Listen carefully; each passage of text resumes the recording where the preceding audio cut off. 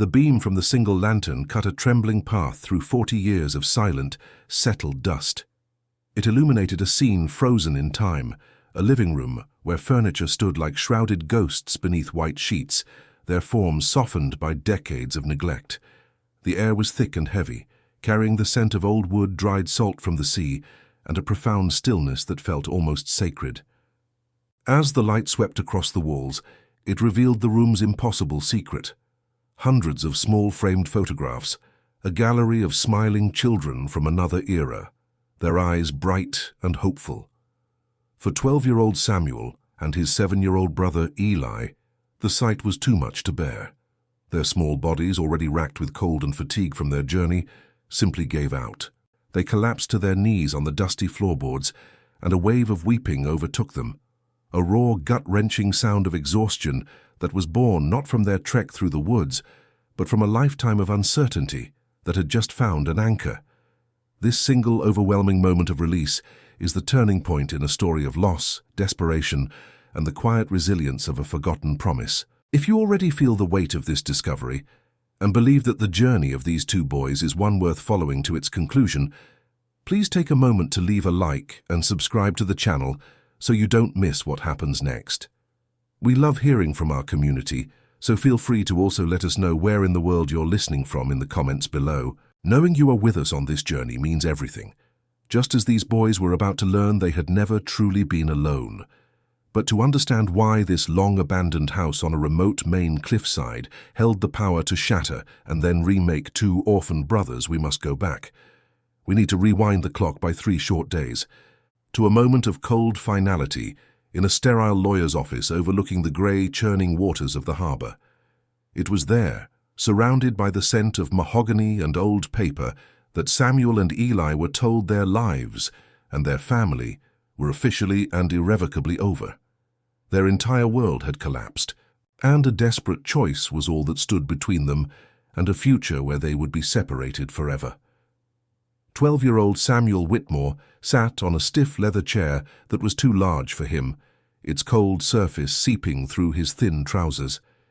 He kept his back perfectly straight, a rigid posture he hoped would make him look older, more capable than the frightened boy he was. Beside him, his 7-year-old brother Eli was a small huddled shape, his legs too short to reach the floor. Samuel's hand rested protectively on his brother's knee, his thumb tracing small, reassuring circles on the worn fabric of Eli's pants.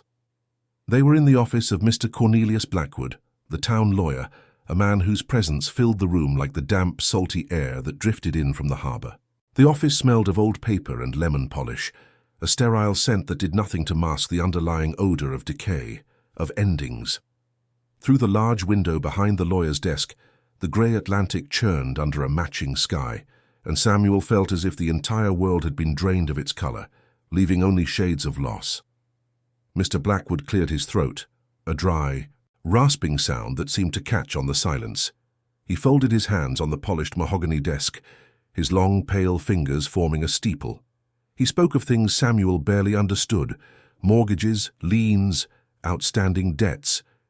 But the meaning behind the words was brutally clear. Their father, a man who had seemed as strong and permanent as the coastal cliffs, had left them with nothing but the weight of his financial failures. The lawyer's voice was devoid of sympathy, a flat, procedural tone that delivered the verdict on their lives as if he were reading a weather report.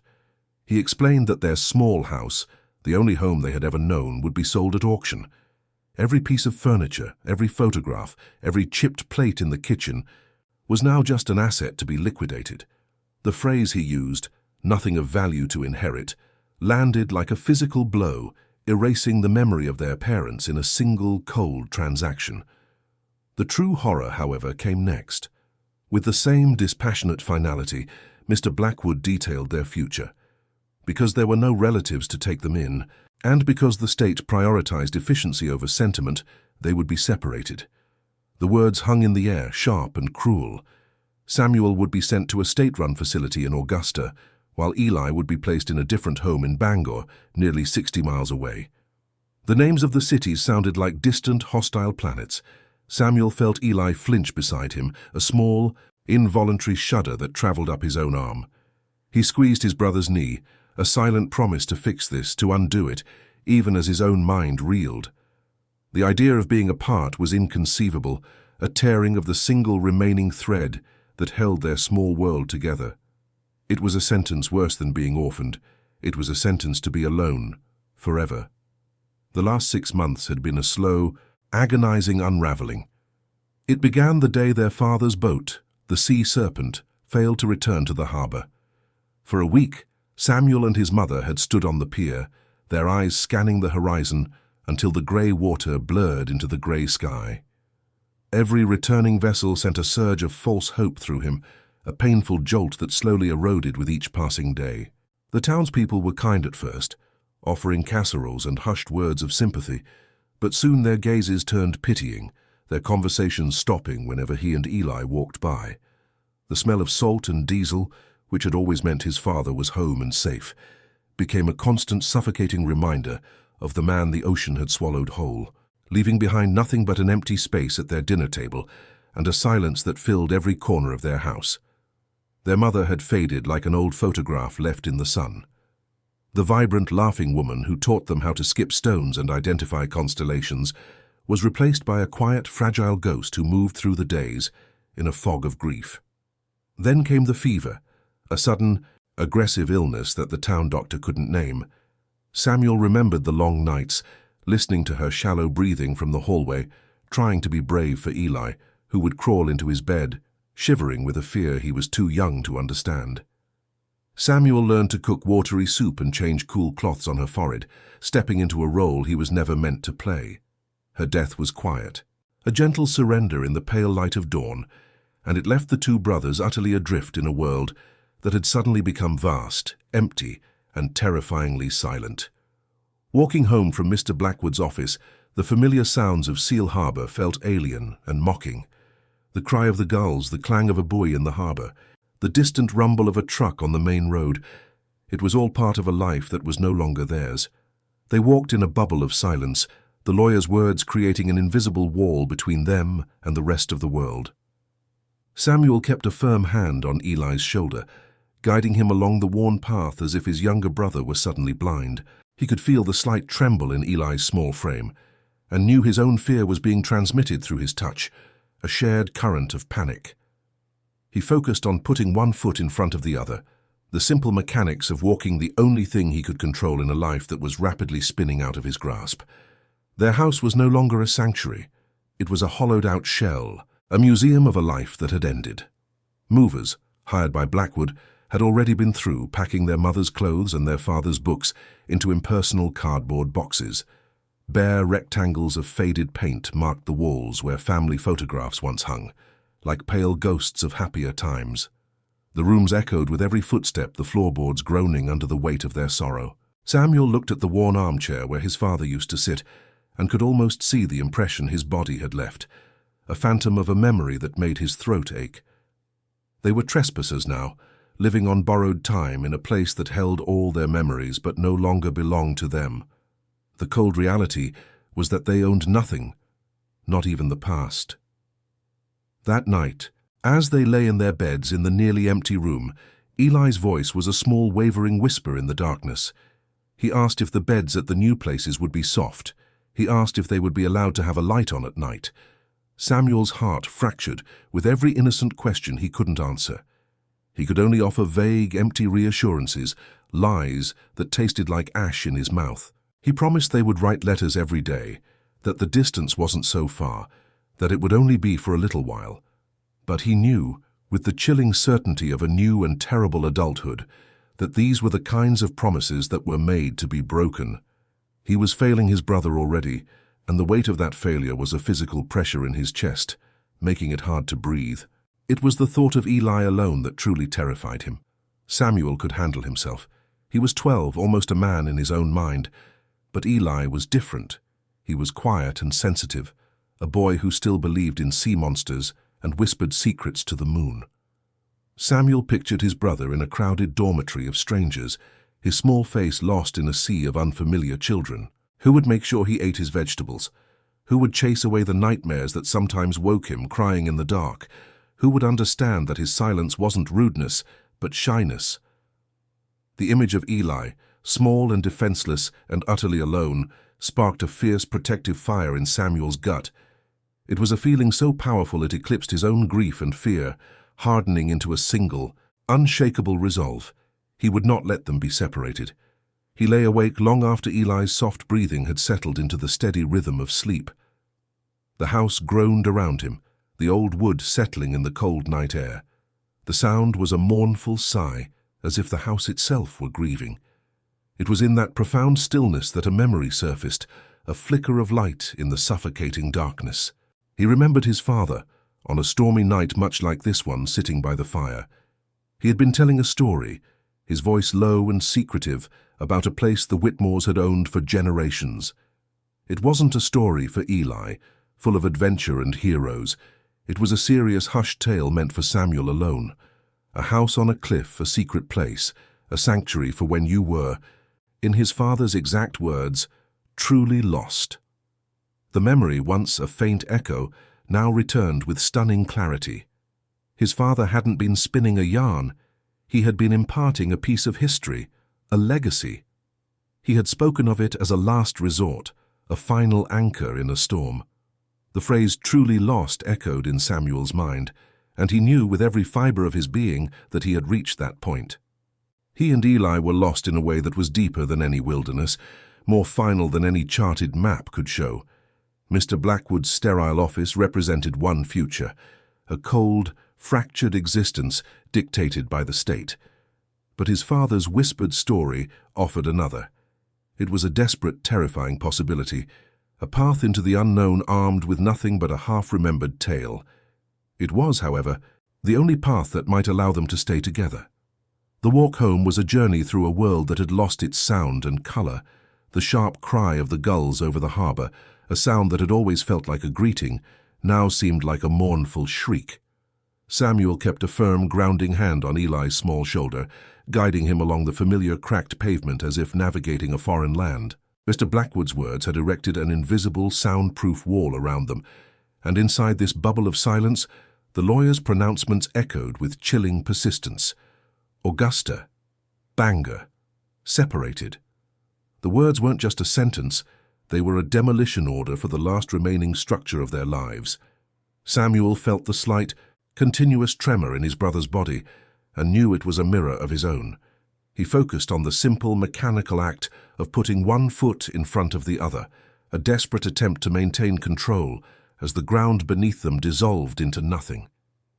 Their house, when they reached it, offered no comfort. It was no longer a home, but a hollowed-out carcass, a stage already being cleared after the final act. Movers, dispatched with cruel efficiency by Blackwood, had already been through, packing their parents' lives into anonymous cardboard boxes stacked against the walls. The air smelled of dust and sealing tape. Pale, ghostly rectangles marked the spots where family photographs once hung, stark evidence of an erased history. Every footstep they took echoed in the unnatural emptiness, the floorboards groaning as if in sympathy. Samuel looked at the worn armchair where his father used to read the paper and could almost see the faint impression his body had left, a phantom limb of a memory that made his throat ache.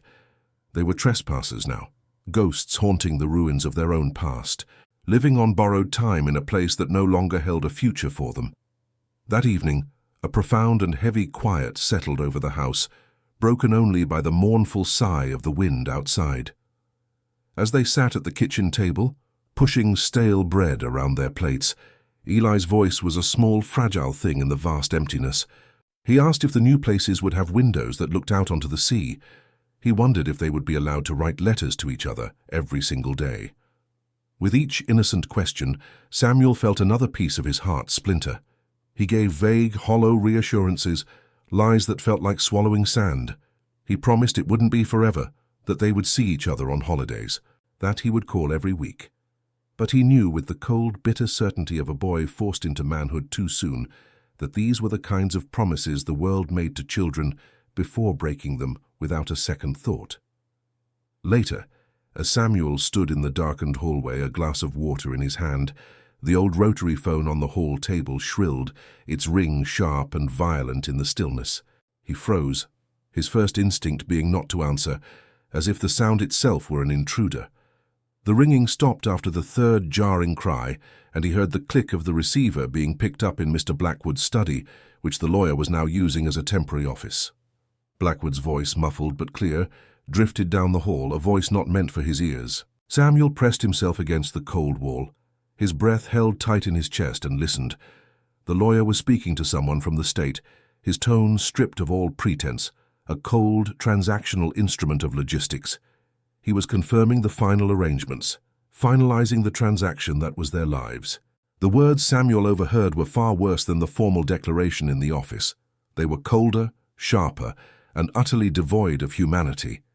He heard Blackwood refer to them not by name, but as the two assets that needed to be processed. He confirmed the schedule with brutal clarity.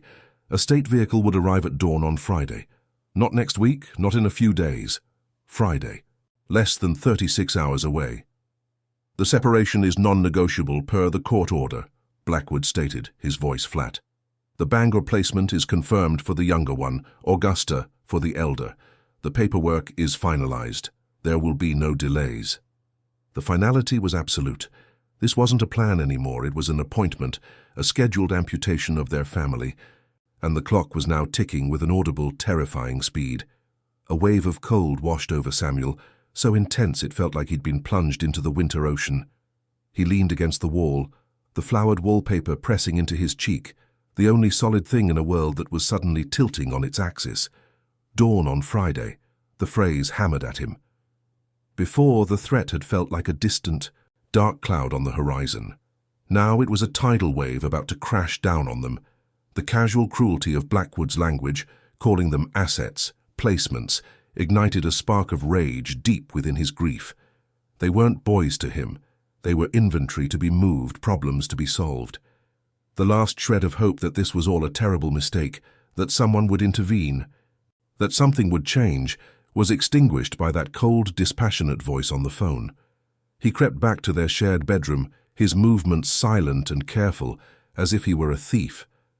The sliver of moonlight coming through the window illuminated Eli's face, peaceful in sleep, his small chest rising and falling in a steady, innocent rhythm. He looked so small, so defenseless. Samuel imagined a stranger's hand on his brother's shoulder, leading him away to a car, to a life without him. The image was so vivid, so unbearable, that it physically hurt. It was in that moment that his fear and sorrow burned away, hardening into something else entirely. It was a fierce, protective fire, a primal resolve that settled deep in his bones. He would not let them take his brother. He would not let them win. It was no longer a wish or a hope, it was a vow, a silent oath made to the sleeping boy who was his only remaining family. It was then, in the crucible of this newfound determination, that the memory surfaced. It wasn't a vague recollection this time, but a fully formed image, a beacon in the suffocating darkness. His father, sitting by the fire on a stormy night, his voice low and conspiratorial. He was telling a story not for Eli but for him, a story of a secret house on a cliff, a Whitmore sanctuary, and he remembered the exact words his father had used, words that now echoed with the force of prophecy. "For when you're truly lost, son, that's when you'll find it." He understood now. His father hadn't been telling a bedtime story. He had been giving him a key, a contingency plan, an escape route for a future he must have feared was possible. They were truly lost, more lost than any sailor on a starless sea. A new energy surged through him, replacing the crushing weight of despair with the sharp, focused clarity of purpose. He slipped out of bed, his bare feet silent on the cold wooden floorboards.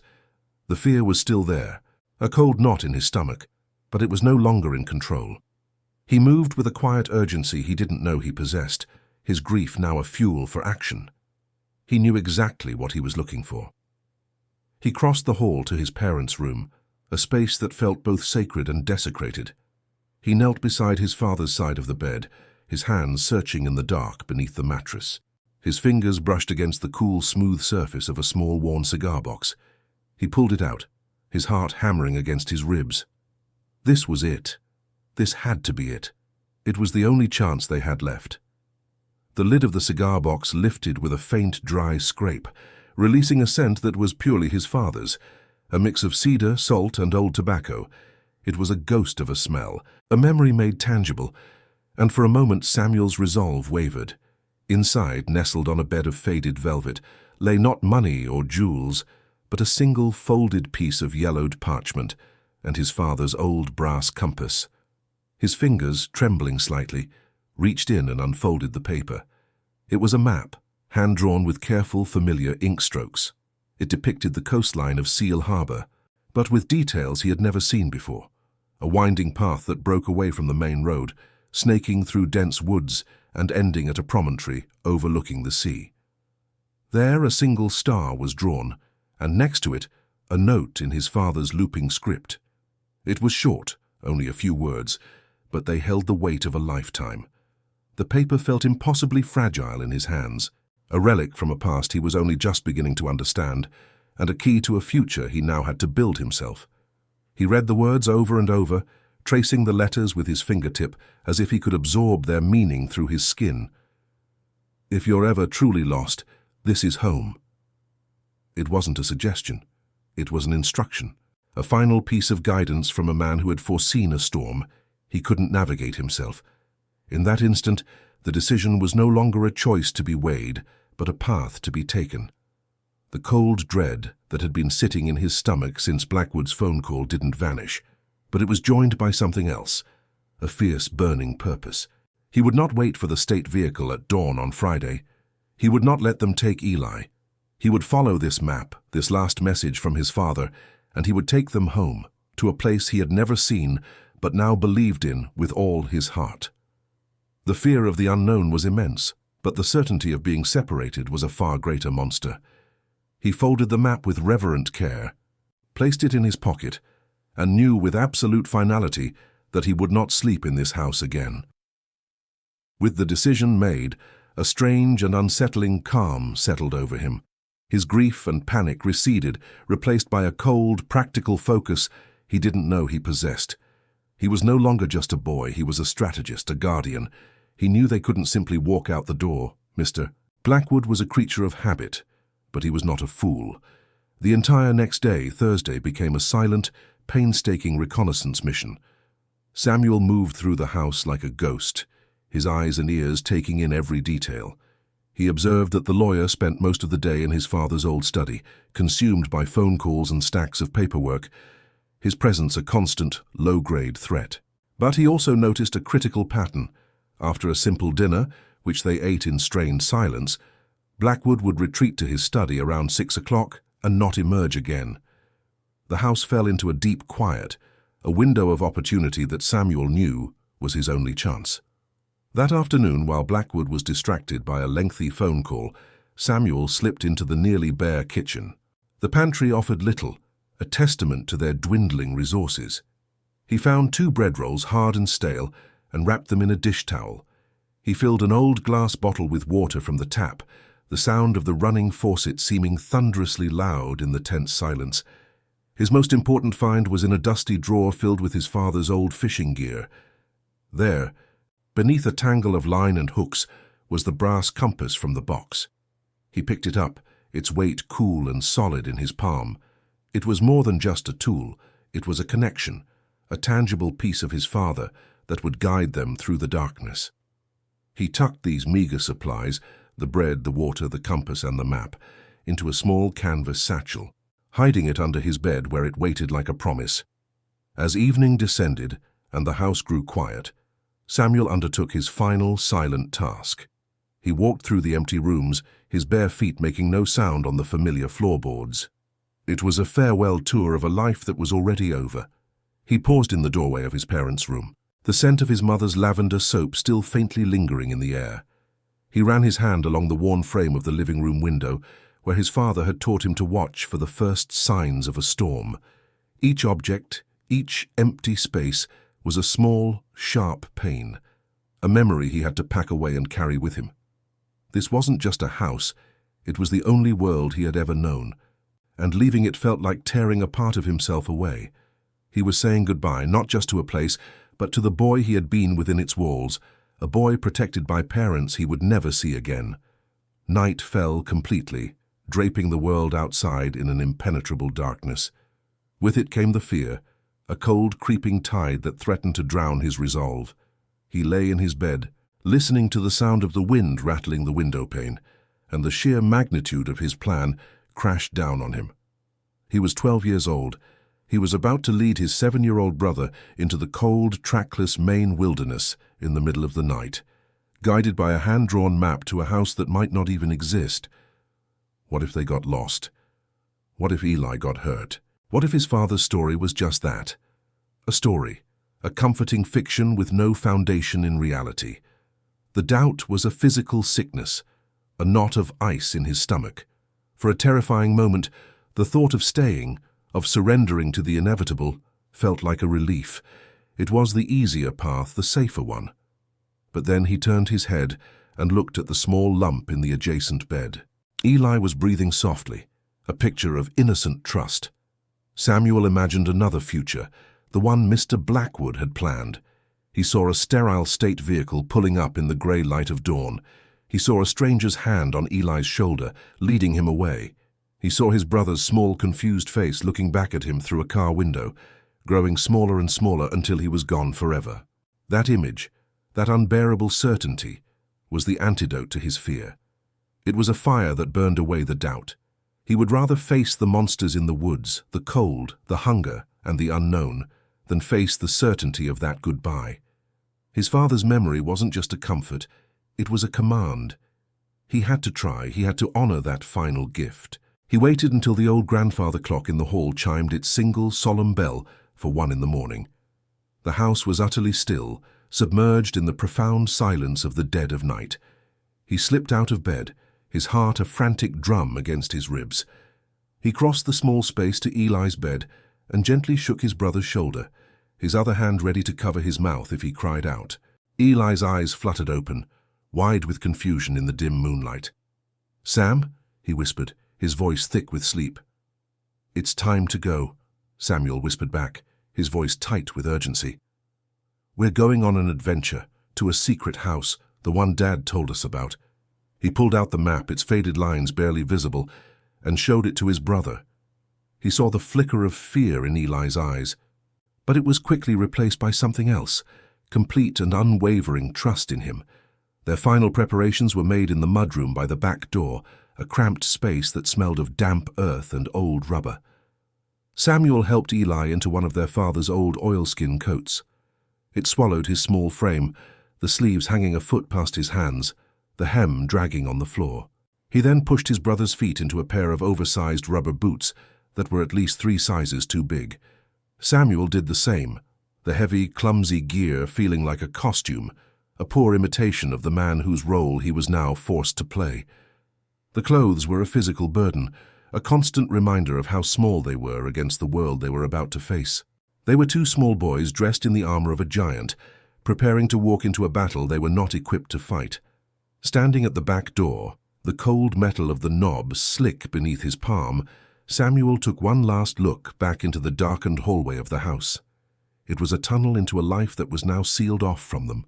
Beside him, Eli shivered, from cold or fear or both. He reached down and took his brother's small gloved hand, squeezing it tightly. Eli squeezed back. In that shared pressure, in that silent, terrified glance they exchanged in the gloom, a pact was sealed. They were in this together, until the end. There was no turning back now. Taking a deep, shuddering breath that felt like his last as a child, Samuel slowly, silently, turned the knob. He pulled the door open just enough for them to slip through, and together they stepped out into the cold, biting air of the Maine night, leaving the only home they had ever known behind forever. The cold hit them like a physical blow, a sharp, biting wind that sliced through the heavy wool of their borrowed coats and stole the breath from their lungs. For a moment, they stood frozen in the small patch of overgrown grass behind their house, 2 small figures swallowed by the immense, silent darkness of the Maine night. The world they had known, contained within the 4 walls of that house, was now a dark shape behind them, and ahead lay nothing but uncertainty. Samuel tightened his grip on Eli's hand, the familiar feel of his brother's small fingers, a tiny anchor in a sea of fear. Their first challenge was immediate, a low, crumbling stone wall that separated their yard from their neighbors. It was a wall they had scrambled over 1,000 times in play, but now it felt like a fortress barricade. And scaling it in the clumsy, oversized boots was a slow, agonizing process that seemed to take an eternity. They moved with the practiced stealth of children who knew every creaking floorboard and squeaking gate in their neighborhood. They kept to the deepest shadows, their bodies pressed against fences and hedges, their movements slow and deliberate. The familiar street with its sleeping houses and dark windows had transformed into a hostile, alien landscape. Every rustle of leaves, every distant moan of a foghorn from the harbor sent a jolt of pure adrenaline through Samuel's veins. A dog began to bark from a nearby yard, a series of sharp, interrogative yaps that echoed in the unnatural stillness. They froze instantly, flattening themselves behind a thick lilac bush, their hearts hammering against their ribs. The barking continued for a full minute that felt like an hour before finally subsiding into a low grumble, leaving a silence that was even more terrifying than the noise had been. Leaving the last of the town's houses behind, they stood at the edge of the great northern woods, a solid wall of blackness that seemed to breathe cold air. The hand-drawn map had indicated this was their path, a shortcut that would keep them hidden from the main road.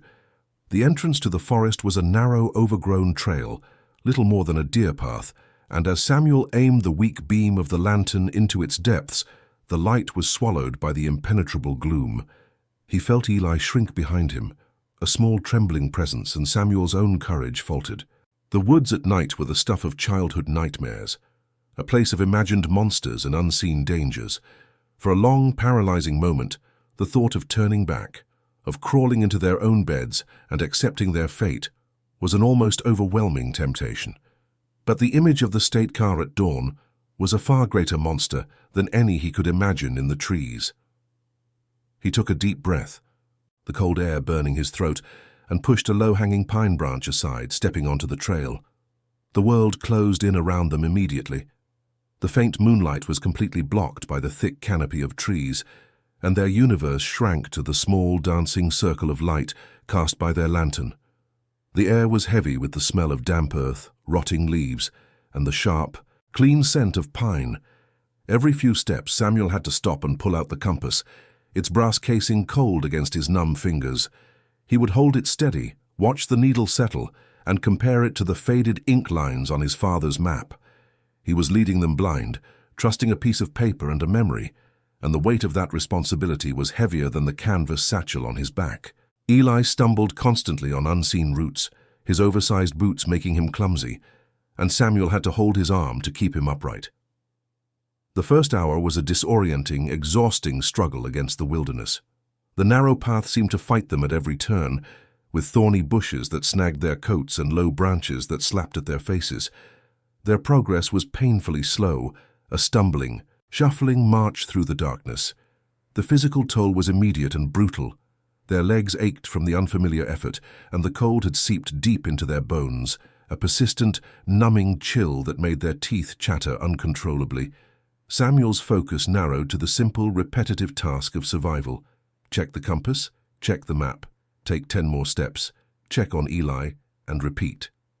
He tried not to think about how far they had to go, or what they would do if the lantern battery died, or if the map was wrong.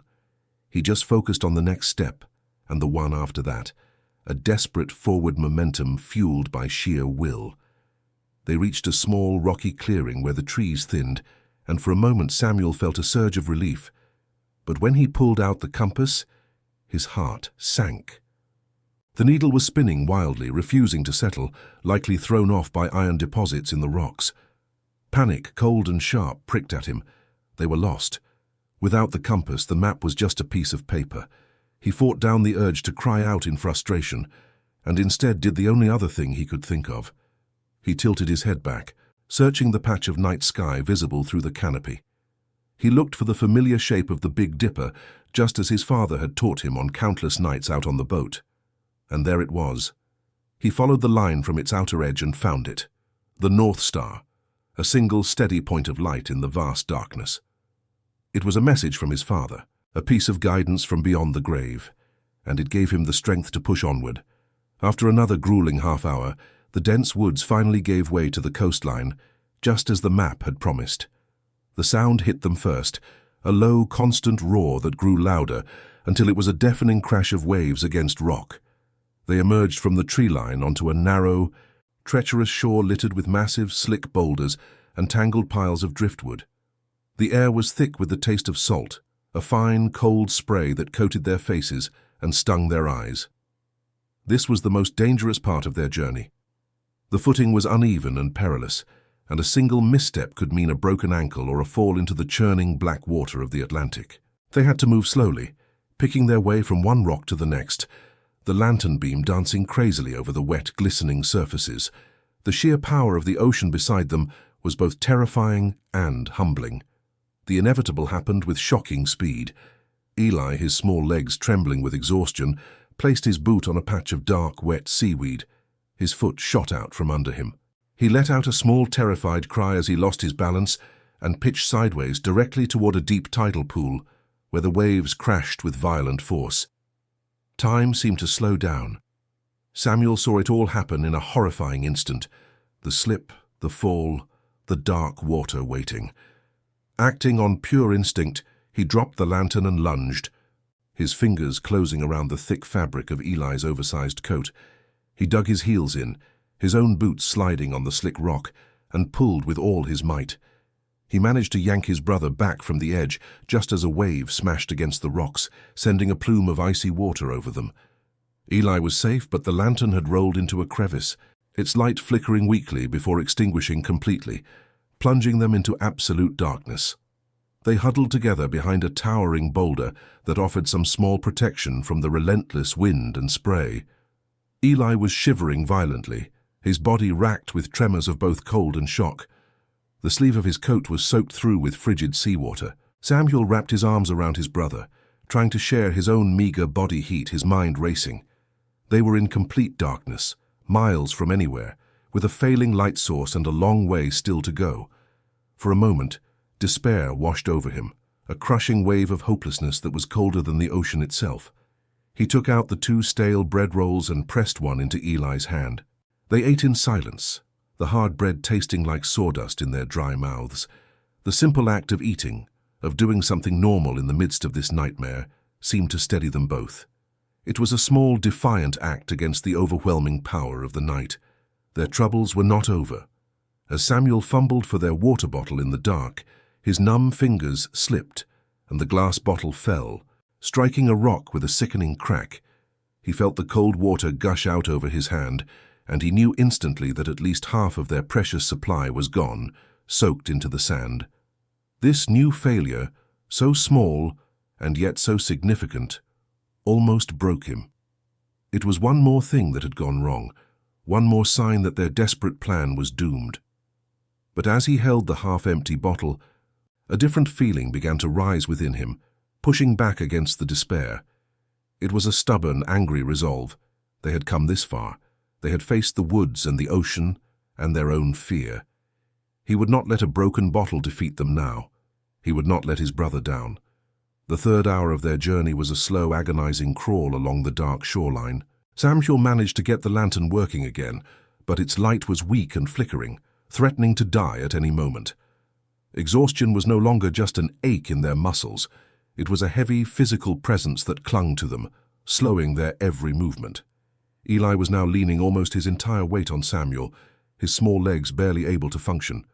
The world shrank to the small, wavering circle of light at their feet, and the sound of their own ragged breathing mixed with the constant roar of the sea. It became a purely mechanical process, a mindless rhythm of one foot in front of the other. Samuel's mind went blank, all his energy focused on the single repetitive motion of walking, of moving forward, of simply enduring.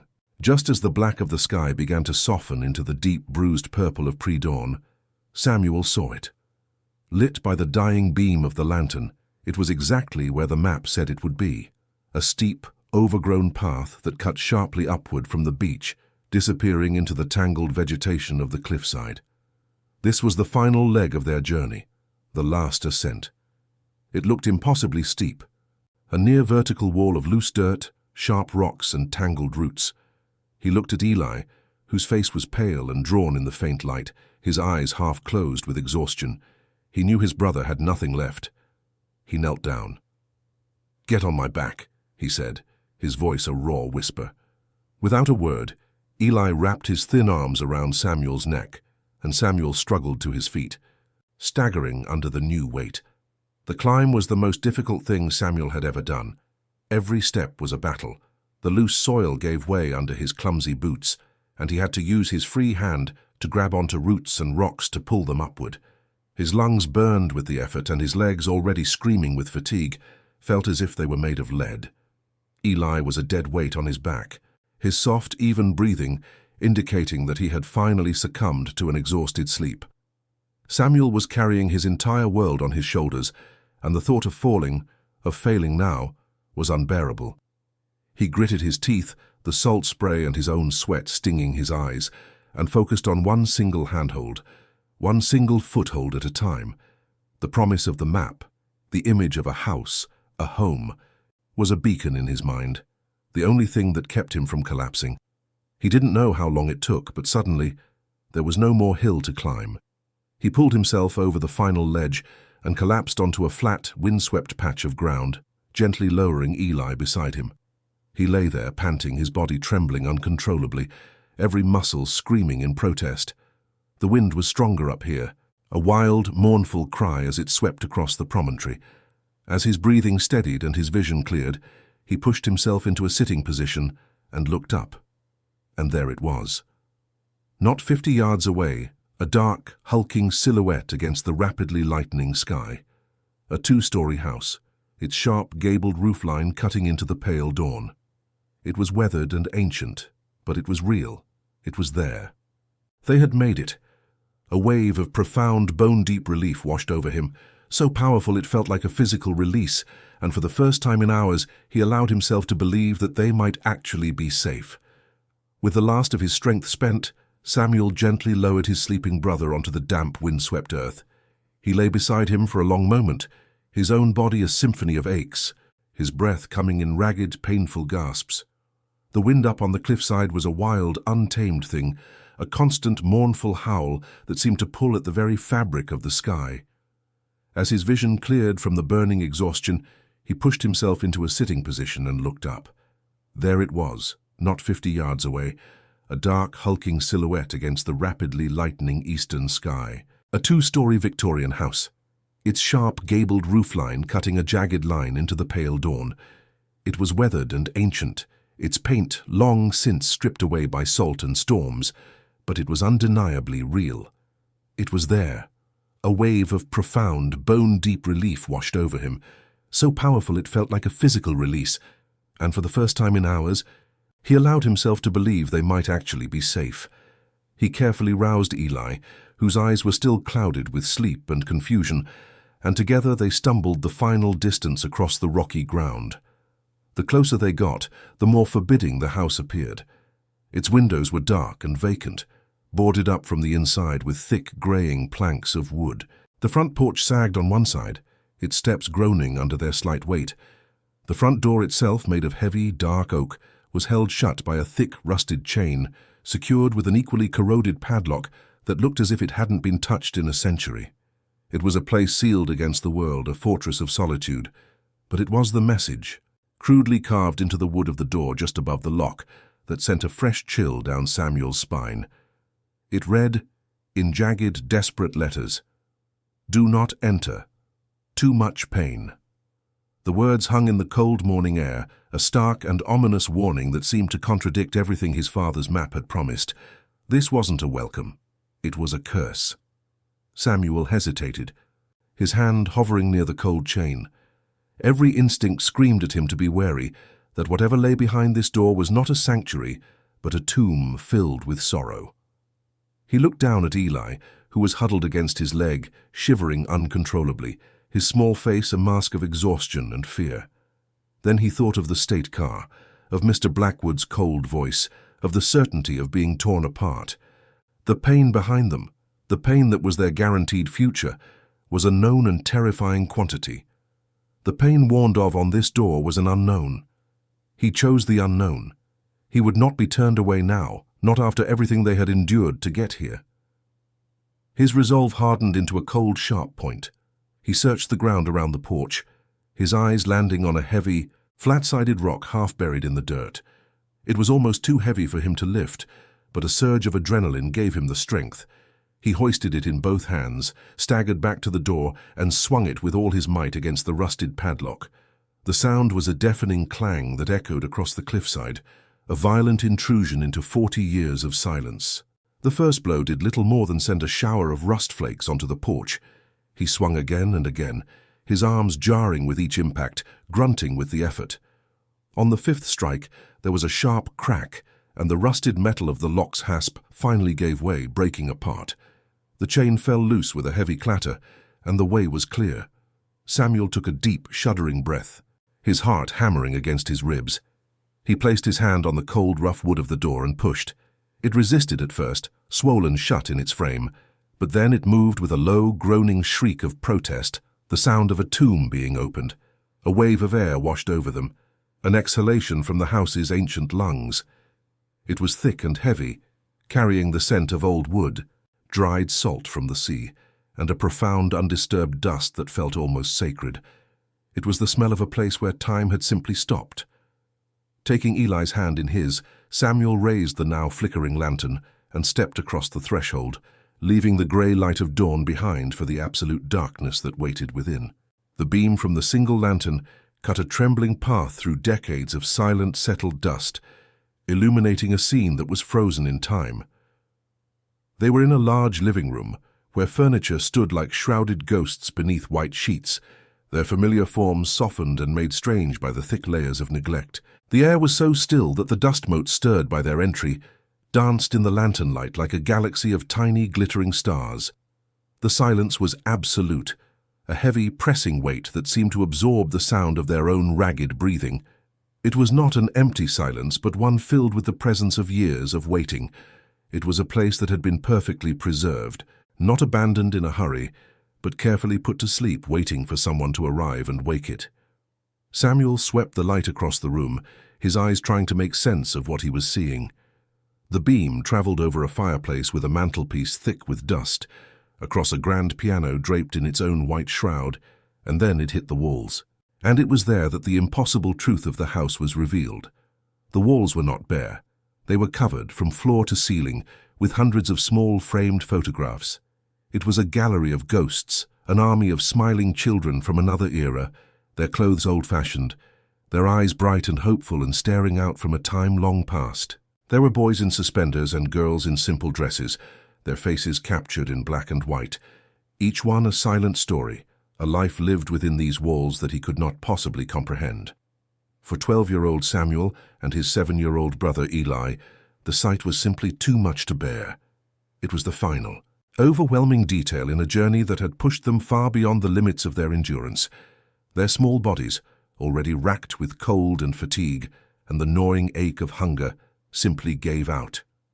The strength that had carried them through the woods and over the cliffs evaporated in an instant, leaving them hollowed out and completely vulnerable. They collapsed to their knees on the dusty floorboards, the canvas satchel falling from Samuel's shoulder with a soft thud, the lantern tipping and casting a wild, dancing light across the room.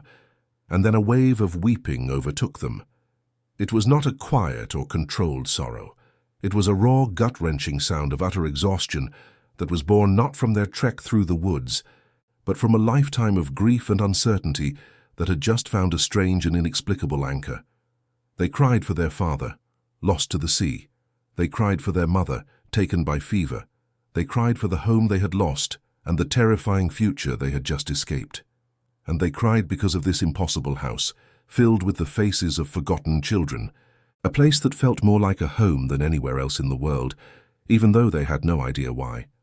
Their sobs echoed in the great silent room, the first sounds it had heard in 40 years. The storm of their weeping eventually passed, leaving behind a profound and fragile quiet in the great dusty room. The air, still thick with the ghosts of 40 years, seemed to settle around them, a heavy blanket of silence. Samuel slowly pushed himself up, his limbs aching with a deep, bone-weary fatigue. Eli remained on the floor, his small body curled into a ball, his sobs having subsided into small, hiccuping breaths. The lantern cast a steady, golden circle of light, a small island of warmth in the vast, shadowed space. It was in this circle of light, as Samuel's gaze swept across the room one more time, that his eyes landed on the fireplace. The mantelpiece was coated in a thick, even layer of grey dust, a perfect, undisturbed blanket of time, except for one single spot in the very centre. There, propped against the cold stone, was a long, cream-coloured envelope, its surface pristine and starkly clean, as if it had been placed there only moments ago. A new kind of chill, one that had nothing to do with the cold, traced a path down Samuel's spine. He moved toward it slowly, his bare feet making no sound on the dusty floorboards. The envelope was sealed with a dark red wax stamp, the impression of a single stylized star still perfectly intact. His name was not on it, nor was anyone else's. It was addressed to no one, and yet he knew with a certainty that resonated deep in his soul that it was meant for him. His fingers, still trembling slightly from cold and exhaustion, carefully broke the seal. The wax crumbled into small, dark flakes, and he pulled out a single sheet of thick yellowed parchment folded twice. The ink was a faded brown, the handwriting a graceful, looping script from another century. He knelt on the floor beside his brother, angled the letter toward the lantern's glow, and began to read the words aloud, his own voice a small, wavering sound in the immense silence of the house. The letter was dated October 14th, 1891, and it was signed by a name he had never heard before, Abigail Whitmore, his great-great-grandmother. The words she had written over a century ago were not a warning or a lament, but a welcome. She wrote of the house not as a place of pain, but as a sanctuary, a secret harbour for those lost in the storms of life. For 40 years, she explained, from 1851 until the day she wrote that letter, this house had served as an unofficial, clandestine home for the orphaned children of the Maine coast. She had taken them in when the world had discarded them, giving them shelter from the cold, an education in the small schoolroom upstairs, and a chance at a life they had been denied. She called them her starlings, children of the sea and the sky, and this house was their nest. Samuel had to pause, his throat tightening, the words blurring in the lantern light. He looked around the room at the hundreds of smiling faces staring back at him from the walls. They weren't ghosts, they were the starlings. Each photograph was a testament to a life saved, a future reclaimed. The warning carved into the front door, "Do not enter, too much pain," suddenly took on a new, heart-wrenching meaning. It wasn't a warning about the pain inside the house. It was a lament for the pain of the world outside, the pain that created the need for such a place to exist. It was Abigail's own sorrow, carved into the wood, that she could not save them all. It was the house's own memory of the suffering it was built to defy. It was a monument not to sorrow, but to the fight against it. He continued reading, his voice steadier now, filled with a growing sense of awe and disbelief. Abigail wrote that she was the last of her line to oversee the sanctuary, her health failing, her time running out. She had sealed the house, preserving it perfectly, in the hope that one day another Whitmore, one with a kind heart and a lost soul, would find their way here. She didn't know when or how, but she had faith that the house itself would call to them when the need was greatest. She asked for nothing in return from the children she saved, only that they go on to live good, honest lives and to show kindness to others whenever they could.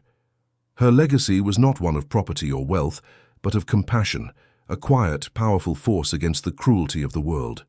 It was the final lines of the letter that shattered the last of Samuel's defenses. Abigail's elegant script seemed to speak directly to him, across the chasm of more than 100 years. "This house is not an inheritance of wood and stone," she wrote, "but of purpose. It is a promise that no child should ever have to be alone. If you are reading this, it means the world has failed you. But this house has not. It has found its next guardian. The choice is now yours. Continue what we started. Keep the light burning." A single tear traced a clean path through the grime on Samuel's cheek and fell onto the ancient parchment, a silent answer to a question he was only just beginning to understand. He was not a trespasser here. He was home. Just as Samuel finished reading, Eli, who had been listening in silent fascination, stirred beside him.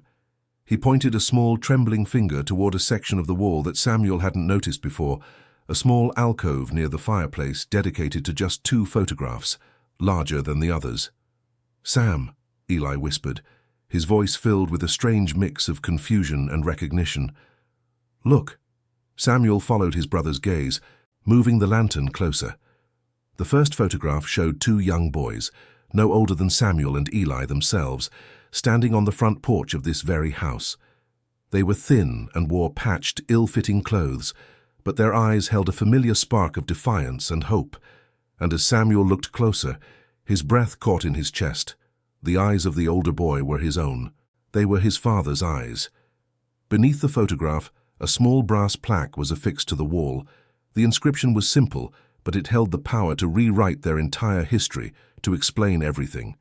It read, "Thomas and William Whitmore, rescued, June 1932, adopted by this house." Samuel stared at the words, his mind struggling to connect the pieces. His father, Thomas, and his uncle William, who he only knew had died young. They hadn't been the sons of poor fishermen, as he had always been told. They were orphans. They were starlings. They had been lost and alone, just like him and Eli, and they had been saved by this very house, by the legacy their own ancestor had created decades before they were even born. A flood of memories washed over Samuel. Small, disconnected moments that now snapped into sharp, painful focus. His father's quiet sadness whenever he looked out at the sea. His reluctance to ever speak of his own childhood. The way he would fall silent when other men in the harbor talked about their fathers and grandfathers. Samuel had always assumed it was just grief, the quiet nature of a man who worked a hard life. But it wasn't. It was the sealed-off history of a boy who had lost everything and had been given a second chance in this house on a cliff. His father had never forgotten where he came from. He had carried the secret of this place his entire life, a silent, sacred trust. And then the final devastating piece of the puzzle clicked into place. The map. His father hadn't left him a map to a piece of forgotten family property. It was so much more than that. It was a lifeline, a carefully preserved escape route he had prepared for his own sons, praying they would never need it, but ensuring it was there if they did. He had foreseen a storm he couldn't navigate himself, a future where his boys might end up just as lost as he had been. The map wasn't a guide to a building. It was a guide back to their true birthright, to the one place in the world that would understand their pain and offer them shelter. It was his father's final act of love, a message sent from beyond the grave, proving that even in death he had never ever stopped protecting them. Samuel looked at the photograph of his father, the small, serious boy with the old eyes, and then he looked at his own reflection, faint and ghostly in the dusty glass. He saw the same expression, the same premature weight of the world on his shoulders. But now, for the first time, he didn't feel the crushing loneliness of that weight. He felt the strength of 147 other children who had stood in this room before him. He felt the unwavering love of a father who had planned for his survival, and he felt the enduring compassion of a great-great-grandmother he had never met, but who had just saved his life. He was not the end of a broken line. He was the next link in an unbroken chain of hope. He reached out and gently brushed the dust from the frame of his father's picture. He was no longer just Samuel Whitmore, the orphan. He was the guardian. He was a starling. He was home. He pulled his brother close, and they knelt there together, in the warm glow of the lantern, surrounded by the silent, smiling company of their newfound family. The weeping that came this time was not born of exhaustion or grief, but of a profound, overwhelming and soul-shattering relief. It was the sound of 2 lost boys who had finally, against all odds, been found. The silence of the house seemed to absorb their tears, no longer a weight, but a comforting embrace, welcoming its children home after a long and terrible storm. The world outside the sanctuary did not remain silent for long.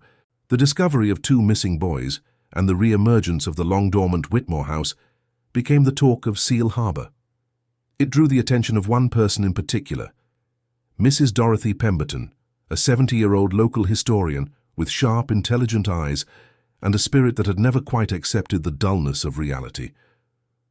For 50 years, she had been chasing what most considered a ghost story, a piece of local folklore known as the legend of the Seal Harbor Orphans. The existence of the house and the boys within it was the validation of her life's work. The moment a myth stepped out of the fog and became history, she arrived not with the authorities, but with a thermos of hot soup and a lifetime of unanswered questions. Inside the house, within a heavy iron safe, hidden behind a false wall in the study, Mrs. Pemberton found Abigail Whitmore's immaculate records. There were ledgers containing the names, origins, and eventual destinations of 147 children who had passed through those doors. But the most crucial discovery was the original, unblemished property deed for the entire Cliffside estate, legally and indisputably filed in the Whitmore name since 1840. This single document was a key that unlocked a much darker story, exposing Mr. Blackwood's entire scheme for what it was, a generational campaign of greed. His family had coveted the valuable cliffside land for over a century, and the lawyer had fabricated the debts, using the tragedy of the boy's parents as his final opportunity to seize it. Armed with irrefutable proof, Mrs. Pemberton ensured that justice, though long delayed, was swift. Mr. Blackwood was arrested for fraud, his reputation in the small town crumbling to dust overnight. He was disbarred, his name becoming a quiet curse, a cautionary tale of avarice and deceit. For Samuel and Eli, the legal resolution was a distant adult affair. What mattered more was the immediate, tangible change in their lives. The courts, presented with the undeniable deed and the unique circumstances, legally declared the brothers the sole owners of the Whitmore estate. And with no other living relatives to speak of, a new kind of family began to form. Mrs. Pemberton, a woman who had spent her life preserving the stories of others, found herself at the beginning of a new one. She formally adopted the two boys, and the house on the cliff, once a sanctuary of secrets, became a home filled with the quiet, steady sounds of healing. They could have sold the land, created a foundation, or turned the house into a museum. But Samuel, with a wisdom far beyond his 12 years, understood that Abigail's legacy was not meant to be an institution. It was meant to be a home. He and Eli, under Dorothy's loving guidance, simply lived there. They cleared away the dust and let the sunlight back into the rooms. They learned the stories of every child on the wall, making them not just photographs, but family. The house was no longer a refuge from a storm, but a place of profound and lasting peace, its silence filled not with waiting, but with life. They grew up surrounded by the evidence of quiet courage and the enduring power of a single, compassionate promise. Over the decades that followed, they honored that promise in the simplest and most direct way possible. They did not announce their mission to the world. They just listened. Whenever word would travel up the coast of a family lost to the sea, of a child left alone by sickness or misfortune, of a soul adrift in the harbor towns of Maine, they would act. A quiet inquiry would be made, a discreet offer extended, and on a night not unlike the one they had once endured, the light from the lantern would once again cut a path through the darkness, this time to welcome another lost starling home. They continued the legacy exactly as Abigail Whitmore had intended, not as a charity, but as a fundamental act of human decency. The house on the cliff remained, a silent guardian watching over the grey Atlantic. It was a place built not of wood and nails, but of purpose. For Samuel and Eli, their harrowing escape was not the end of their story, but the true beginning. It was the night they lost a house but found a home, the night they stopped being orphans and became guardians. They learned that the deepest darkness often precedes the most profound light, and that a single act of kindness passed down through generations could be a powerful enough beacon to guide anyone safely to shore. Their lives became a living testament to the belief that no one, no matter how lost or forgotten, is ever truly beyond saving.